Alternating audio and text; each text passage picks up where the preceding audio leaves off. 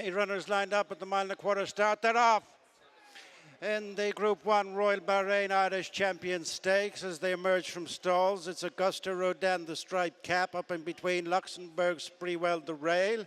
Pushed up on the outside to try and push the pace is Point Lonsdale, followed by Ernesto, and then King of Steel. A gap in the field to Nashwa and Alflela. Continuing towards the final mile, and it is Luxembourg, Point Lonsdale and Auguste Rodin, the stable companions, leading Ernesto in the white colours. Spreewell is knocked back to fifth, and then King of Steel, followed by Nashwa and Alflela. Right across from the stand, 6.5 furlongs to go, and they're getting spaced out as it's Luxembourg and Shamie Heffernan just showing in the lead. From Point Lonsdale and Dylan Brown McMonaghan nudged in second. Auguste Rodin and Ryan Moore in third, followed by Ernesto and Frankie Dettori. Spreewell, Shane Foley the inside of King of Steel and Kevin Stott, and then Nashwa. Holly Doyle, and bringing up the rear is Alflela and Jim Crowley as they pass the halfway stage. Little in the order has changed from first to last. It's Luxembourg by a half to Point Lonsdale, 2.5 in front of Auguste Rodin in third. A 1-2-3 for Aidan O'Brien at this point of the race, followed by Ernesto, then King of Steel, who goes by, ridden along Spreewell, then Nashwa, and pushed along is Alflela. Coming up to the 3 mark, and they're tightening up. It is Luxembourg with the edge. From Point Lonsdale, poised is Auguste Rodin. King of Steel improves on the outside of Ernesto, and then Spreewell, Nashwa, and a gap to Alflela. They straighten at the 2, and it is Luxembourg from Auguste Rodin, who's looming on the outside. Moving on from King of Steel, Point Lonsdale. Ernesto is next. Nashwa runs on the outside. Inside the final furlong and one from the rail. Auguste Rodin leads. 150 yards to go. Railing is Luxembourg. Nashwa over the top on the outside. Auguste Rodin is in champion spirit in the Royal Bahrain Irish Champion Stakes.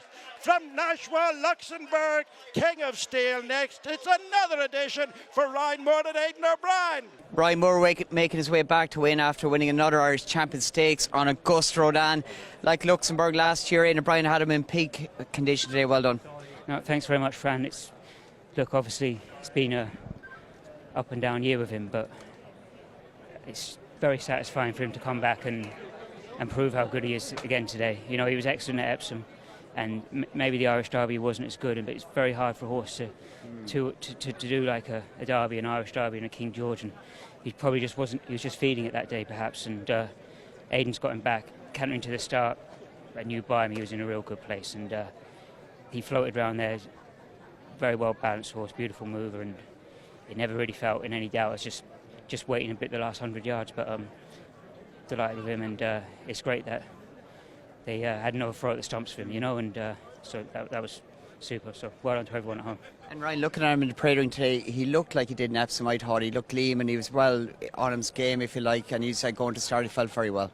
Yeah, look, obviously it's been a fantastic job to get him back in that shape today, and he's beaten some good horses there, that, you know, proven Group 1 horses, beating the older horses, and yeah, to say it's just satisfying. Good stretch on the field throughout, and Luxembourg ran a cracker back in second. You're doing even 12s all the way. Yeah, no, it's an evenly run race, and I'd like to think everyone got their chance. How good was he at 10 today? Yeah, to be honest, as a 2-year-old, I always felt that would be his distance. You know, the dam, she didn't stay at Epsom. She won a Lockinge. Deep impact obviously gives you that stamina, but you know, as we saw with Saxon, he probably didn't quite get the mile and a half, and I think that is probably his ideal trip, really. Fast ground, key, deep impact coming through. I know he won Race Post Trophy last year on heavy ground, but 2 runs this year on bad ground, he came up short. Yeah, look, he's such a fluent mover. He doesn't.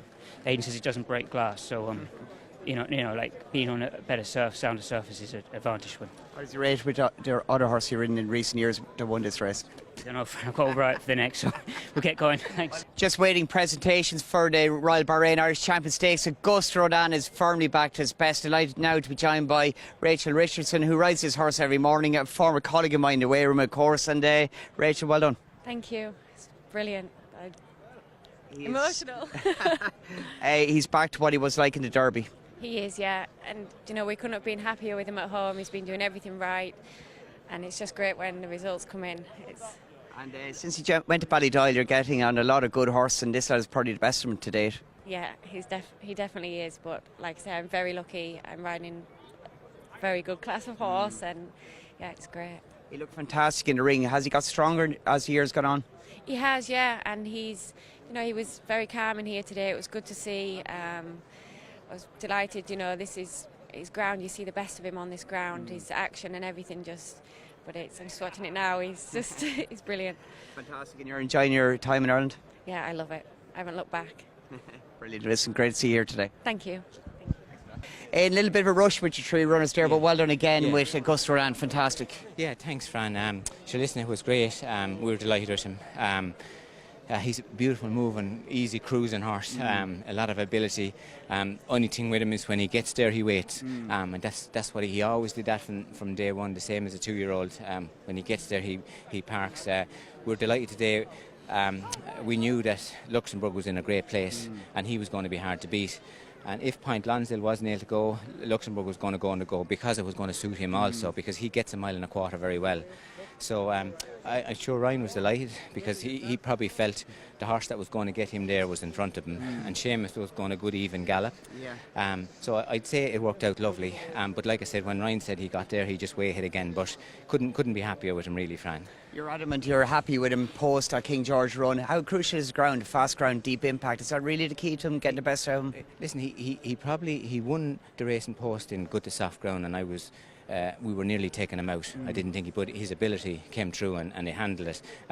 So I'd say it's obviously with a horse that moves as good as that, it's obviously always a factor, but he's very clear-winded, so it doesn't affect him in any way, but it has to be a hindrance with a horse that moves like that. His action is so slick, like he's just all action, so it has to hinder him. But listen, I think so much went wrong in Ascot. You can say obviously he's not a soft ground horse, he's a beautiful, like you say, a deep impact and a beautiful good ground horse, so it's always lovely when he gets that. But the problem, the worry was, I think all credit to the lads for going again, because he's so important to the breed, and you know how quick in these days that a horse can be destroyed, their whole everything they've done up to that. So we knew Ascot wasn't his run at all, but we were lucky that Ryan was on it and he accepted it very early, and he did no mental or physical damage to him.